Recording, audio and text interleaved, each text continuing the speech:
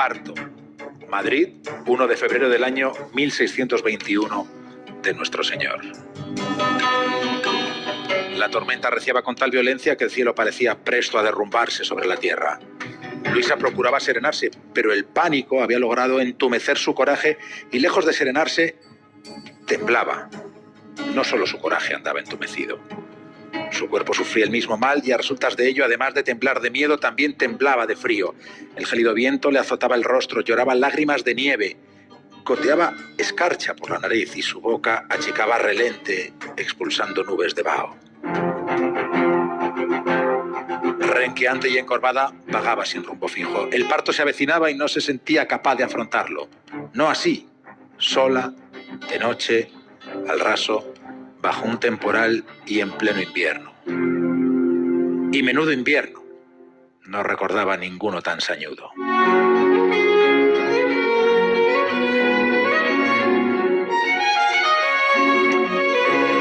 Así arranca Libelo de Sangre, que es la primera obra literaria de Sandra Aza. Sandra, buenas tardes. Hola, buenas tardes. Bueno, Madrid, el siglo de oro, la historia, el derecho, la Inquisición. Todas tus pasiones alumbran una historia de amor, de odio, de querellas, de investigación y también una cierta capacidad que tiene el derecho y que tenía el derecho en el siglo de oro de salvar a los inocentes.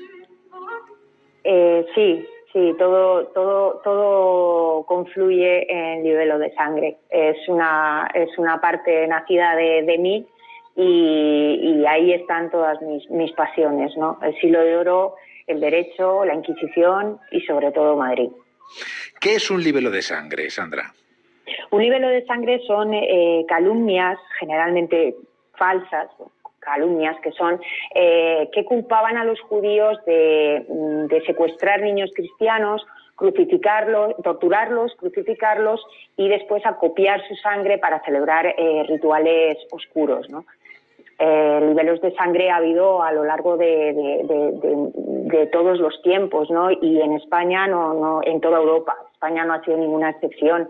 Y bueno, un libelo de sangre en particular marcó un hito en la historia de este país, fue el libelo de sangre del Santo Niño de la Guardia, que ocurrió en noviembre de 1491 y a resultas de él se promulgó el Edicto de Granada, en virtud del cual los reyes católicos expulsaron a los judíos en 1492 de los reinos de Castilla y Aragón.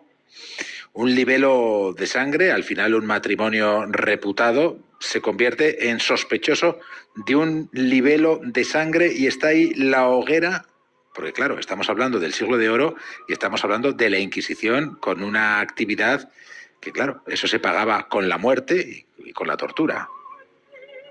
Sí, era una época, yo siempre digo que era una época en la que vibrante pero sombría, en la que el amor por la fe católica encendía los corazones y los delitos contra ella encendían hogueras.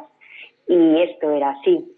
Cuando los cristianos, porque la Inquisición no tenía jurisdicción sobre los judíos, eran los conversos. Entonces, cuando un converso judaizaba, que este era el delito, profesar la fe judía habiendo sido bautizado bajo el credo católico, esto conllevaba la hoguera. Bueno, había diferentes niveles de castigo, ¿no?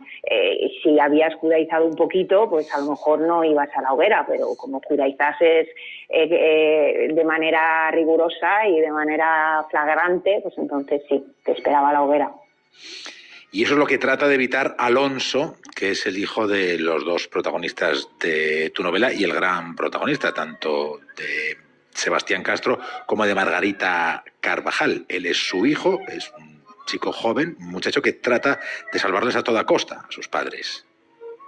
Sí, Alonso es un adolescente, tiene 13 años y bueno, durante sus 13 años ha vivido una vida bastante cómoda, tiene los problemas de un adolescente y pues, se pelea con los amigos, en el colegio tiene trifulcas, tiene esas preocupaciones pues que están enmarcadas por las mieles de la vida, ¿no? Pero sin embargo llega un momento en que las preocupaciones quedan enmarcadas en las hieles de la vida vida, y entonces se ve obligado a salir al mundo, a un Madrid oscuro, peligroso y muy siniestro y sórdido, que para intentar buscar una manera, de manera desesperada, para salvar a sus padres de la hoguera, porque se cierne sobre ellos de manera cada vez más cercana, ¿no?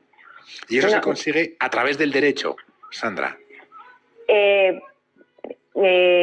No. En este caso no se consigue a través del derecho, porque el procedimiento inquisitorial era un procedimiento que estaba enmarcado dentro del derecho, era una parte del ordenamiento jurídico, pero bueno, yo siempre digo que era un proceso, digamos, aprocesal, ¿no? Porque un proceso es un conjunto de normas que garantizan ciertos derechos, y el proceso inquisitorial pues tenía de todos menos garantías de derechos, ¿no? Es decir, todas las garantías que conocemos hoy y que estaban vigentes en el derecho común de la época quedan absolutamente obviadas, ¿no? por una figura mucho más fuerte que cualquier garantía procesal, que es la fe católica, ¿no? El credo religioso. Y el procedimiento inquisitorial, bueno, pues no, en el procedimiento inquisitorial no primaban, digamos, los inocentes, ¿no? No había presunción de inocencia, todo lo contrario, había presunción de culpabilidad, es decir, el indubiu pro reo quedaba sustituido por el indubiu pro fidei, es decir, era en caso de duda, era la fe la que primaba, ¿no? Y de hecho, pues se invertía la carga de la prueba. Hoy día y en aquel momento era quien afirmaba, era el que probaba. Sin embargo, en el procedimiento inquisitorial afirmaba el inquisidor, que además de parte era juez, lo cual ya nos hace una idea de la falta de garantía. Pero aparte de eso, el que tenía que probar su inocencia era el reo, y además tenía que probar la inocencia sobre unos cargos que muchas veces desconocía. Es decir, el reo quedaba arrestado, era llevado a las cárceles secretas, quedaba absolutamente incomunicado, no se le permitía ver ni siquiera a sus seres queridos, que a lo mejor volvían a saber de él bastante tiempo después, cuando aparecía pues más muerto que vivo en un auto de fe, ¿no? Y sobre esto pues él tenía que probar su inocencia, que muchas veces cuando decían confiesa, que confiesa tus pecados, le decían en los interrogatorios.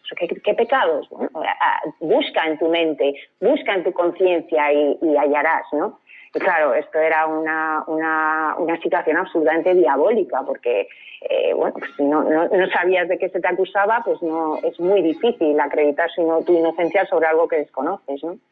Y todo eso, la Inquisición, está en Libelo de Sangre, la obra de Sandra Aza.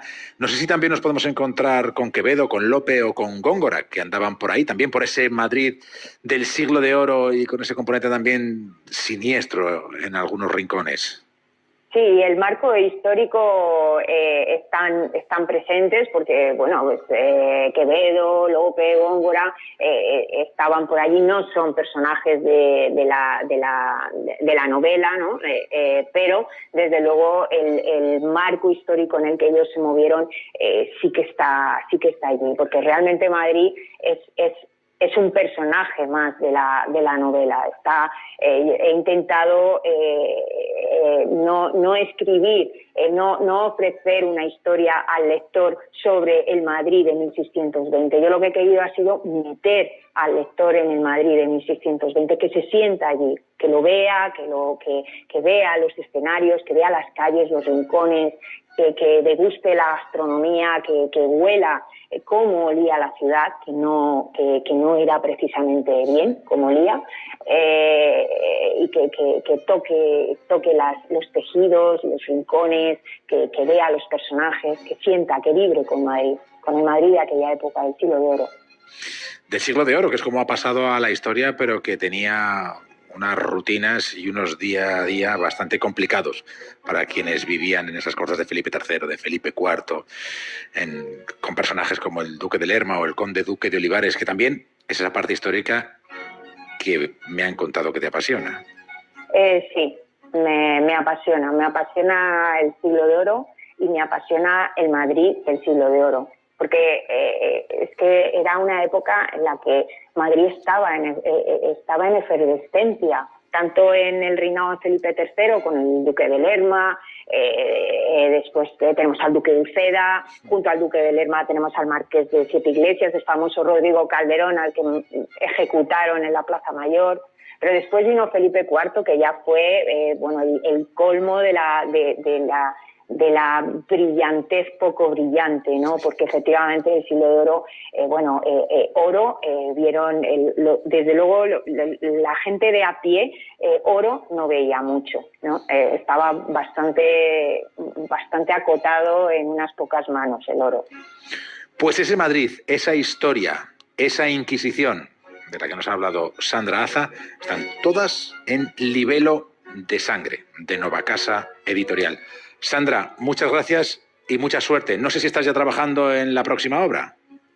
Sí, estoy en la siguiente, sí. Así es que sigo desgranando letras sobre el papel. Esa es una pasión irrefrenable. Un fuerte abrazo y muchísimas gracias. Muchísimas gracias a vosotros y un saludo a todos los oyentes. La Brújula edición festivo. David del Cura.